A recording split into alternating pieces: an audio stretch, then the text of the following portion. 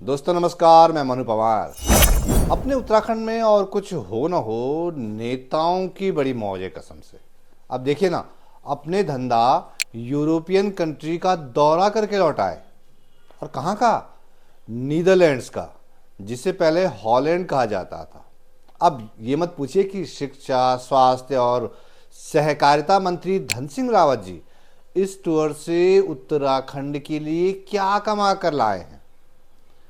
ऐसे लोगों के लिए मुझे ट्रक के पीछे लिखी वो शायरी याद आती है, चलती है गाड़ी, उड़ती है धूल। अब देखिए ना, मंत्री जी ने नीदरलैंड्स की राजधानी एम्स्टर्डम पहुंचकर अपने सोशल मीडिया अकाउंट से कितनी सुंदर, कितनी प्यारी फोटो अपलोड कर दी, उसे शेयर कर दिया। लेकिन जब नीचे कमेंट सेक्शन में विचरण किया तो लोग अपने धंधा को गरियाते हुए पाए गए। कोई लिख रहा है कि इतना पैसा है कि आप कहीं भी घूम सकते हैं, बाकी तो कुछ करते हैं नहीं। कोई लिख बैठा कि जनता के पैसे से विदेश की सैर कर रहे हो, जरा अपने पैसे से करके दिखाओ। लो जी, अरे भाई, जिनके नाम में ही धन है उन्हें भला क्या गम है, हैं जी। किसी ने स्वास्थ्य मंत्री जी की फोटो के नीचे कमेंट कर दिया कि पौड़ी अस्पताल की बदहाल स्थिति का क्या होगा मंत्री जी। तो कोई शिक्षा मंत्री जी की फील गुड वाली पिक्चर के साथ प्राथमिक शिक्षक भर्ती के दूसरे चरण की याद दिलाना नहीं भूला। किसी ने नसीहत दे डाली कि वहां से ये देखकर आना कि वहां के लीडर कितने कर्मठ और कितने कर्तव्यनिष्ठ होते हैं। तो कोई लिख बैठा कि शिक्षा व्यवस्था के विकास के लिए किए गए वादों को भी पूरा करें। किसी ने लिखा, धन सिंह जी, सिर्फ फोटो और घूमना ही नहीं, कुछ सीख के भी आना जी इस टूर से। जितने मुंह उतनी बातें, या ये कह सकते हैं कि जितने कीपैड उतने ताने। न जाने लोग इतने जले भुने क्यों बैठे। धंधा की घूमी घूमी लोगों से बर्दाश्त ही नहीं हो रही है। किसी ने उनकी फोटो पर उनके एक पुराने लेकिन एक अभूतपूर्व बयान की याद दिलाते हुए कमेंट लिख मारा कि यहां भी अपने बारिश करने वाले यंत्र की चर्चा जरूर करना। क्या पता नीदरलैंड्स की सरकार आपको अपने देश का सर्वोच्च पुरस्कार से नवाज दे। अब किस किस का जो मुंह बंद करवाए। ये सोशल मीडिया भी ना कसम से बहुत बवाल जगह है। अरे भाई, तो क्या अब मंत्री जी अपनी विदेश यात्रा की फोटो भी ना डालें, उसे शेयर भी ना करें सोशल मीडिया पर। मंत्री जी विदेशी धरती पर सूट बूट पहन के आह्लादित हैं और यहां घर पर लोग कमेंट बॉक्स में उनकी छीछाले दर करने पे तुले हुए। अब ऐसी जाति भी ना करो भाईबंधों। मंत्री जी का शुक्रगुजार होइए कि जिनकी बदौलत हम यूरोपियन कंट्री नीदरलैंड्स में तैरते हुए डेयरी फार्म के बारे में जान पाए। वरना हमारे नसीब में तो अब तक उत्तराखंड में डूबते हुए डेयरी फार्म ही देखने रह गए थे। अब हमारे राज्य में ऐतिहासिक और सांस्कृतिक महत्व की धरोहर भले ही खंडहर हो रही हों, लेकिन नीदरलैंड्स की संसद के आगे फोटो खिंचवा के और वहां की समृद्ध धरोहर का बखान करके मंत्री जी का सीना चौड़ा हो रहा है। अपने यहां पशुपालन और सहकारिता का जैसा भी हाल हो, दशा दुर्दशा जो भी हो, विदेश में जाकर गाय बछड़ों को चारा खिलाते, दुलार दिखाते मंत्री जी की फोटो देखिए और खुश होइए। नीदरलैंड्स की फूलों की खेती का अवलोकन करके हमारे धंधा बड़े गदगद हो गए। फेसबुक पर कह गए कि हम उत्तराखंड में भी नीदरलैंड्स वाला मॉडल अपनाने की कोशिश करेंगे।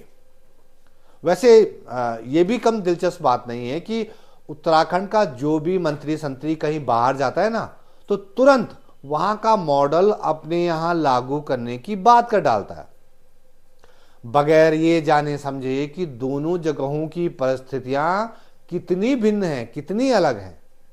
इन मॉडलों ने भी ना कसम से उत्तराखंड की कम दुर्गति नहीं की है। लेकिन लोग भौचक्के हो रहे हैं इस फोटो को देखकर।